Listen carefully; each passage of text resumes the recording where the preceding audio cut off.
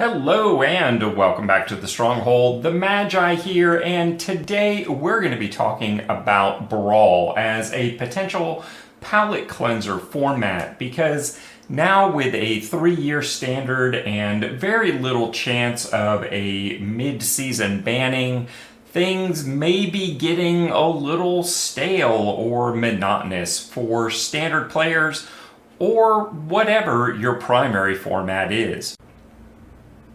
But before we get into all that, thank you to all my new and prior followers on Twitch, helping us get one step closer to affiliate status.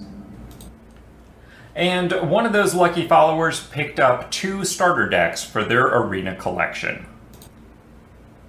My next big project here at the Stronghold is going to be to launch a Discord server featuring all sorts of chat channels about deck brewing, meta formats, helping you find a pairing for your own game, as well as channels to simply be social, find help, streaming, and special content.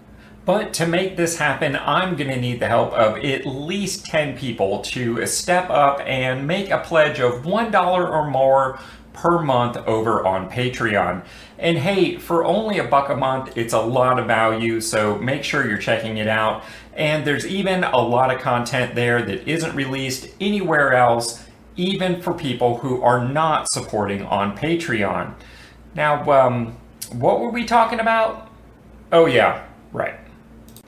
Now, for those that don't know, Brawl can be the perfect budget palette cleanser alternative to whatever your primary format is, because the nature of Brawl is only needing 1 copy of any given card. You can't run 2 even if you wanted to. It remains a 60 card format, and it's built off of your standard card pool, so you probably already have the majority of these cards already. Wilds of Eldraine brought us a lot of potentially interesting and often budget-friendly commander choices, so I did like I always do and put it out to the community. And this time around, they chose our Rat Tribal Commander to be our budget deck of choice. Now, of course, there are some other interesting options, and time allowing, we may be able to talk about those this season as well. Furthermore, it's the perfect opportunity to explore and play with all of those cards that maybe just haven't found a home in any of your primary grinder decks, and thus get even more out of the collection that you have worked so hard to build.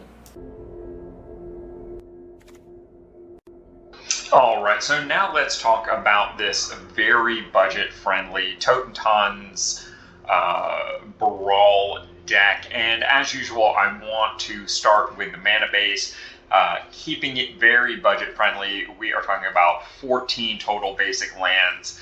After that, we've got 6 varied Rakdos flavored dual lands at both the rare and common varieties, and also the Tramway Station that allows you to draw a card in the later game if you need to, and well, you'll probably need to.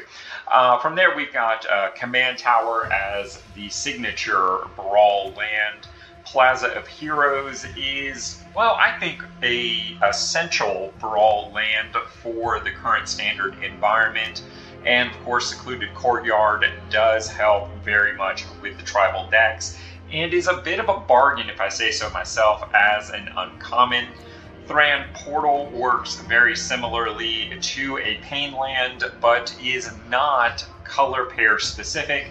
So just crafting 1 card here, you'll be able to use this for all of your Brawl decks. for the next 2 years. Pretty good return on a rare wild card. And Arcane Signet technically is not part of the land base, but it's definitely in here to help you with mana fixing. Another one of those signature commander cards. From here, let's jump over to the other end. For those that aren't familiar, Totantanz is a non-rat, but of course he brings a rat to the field with him, and he likes rats in the idea that he can give an attacking rat you control death touch until end of turn. This can become very problematic for your opponents pretty quickly. And of course, as our commander, that gives us access to the signature Rakdos color pairing and pretty much all the rats cards we could possibly want from the Wilds of Eldraine. The next or second column here is all of your rat cards, and I had not realized this until I actually sat down to build this Brawl deck. All of the rat creature types currently in Standard, at least that I could find, are all black. Knowing Vermin, Nizon Informant, Tangled Colony, Skitterling, Lord Skitter himself, his Butcher, the Voracious Vermin, and of course Karmox the Rat King, and Bukata Ambusher. Very nice rat selection there, basically covering your lower curve pretty nicely. The next column are not directly rats, but they are rat-related creatures. That, of course, being the Harried Spearguard, the Ratcatcher Trainee, the Tattered Ratter, the Edgewell Pack, and Twisted Sewer Witch herself. Next up, we've got 3 cards that are rat-related instants and sorceries in Rat Out, Gnawing Crescendo, and Song of Totantanz. And from here, then, our next column are basically just good, solid, mostly uncommon removal pieces. Cut Down, Monstrous Rage, Go for the Throat, Infernal Grasp, Sheldred's Edict, and a Lightning Strike. Our next column are cards that you may or may not have in your collection, but are worthy of consideration for wild cards. Oni Cult Anvil, of course, from last year's starter collection. The Iron Crag is kind of this year's signature colorless ramp piece and well worth exploring. Liliana of the Veil, our mythic planeswalker for the deck, is available to you through the current jump-in selections. Atraxa's Skitterfang, I think, is one of the underrated uncommons and a really good utility creature. If you don't have any of these, I would recommend at least thinking about crafting this card and playing around with it and see what it does for you.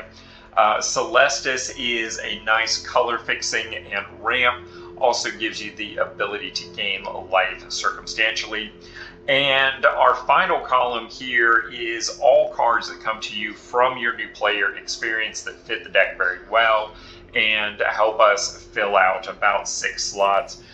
Those being Corrupted Conviction, the Stormclaw Rager, both of which allow you to sacrifice creatures thematically.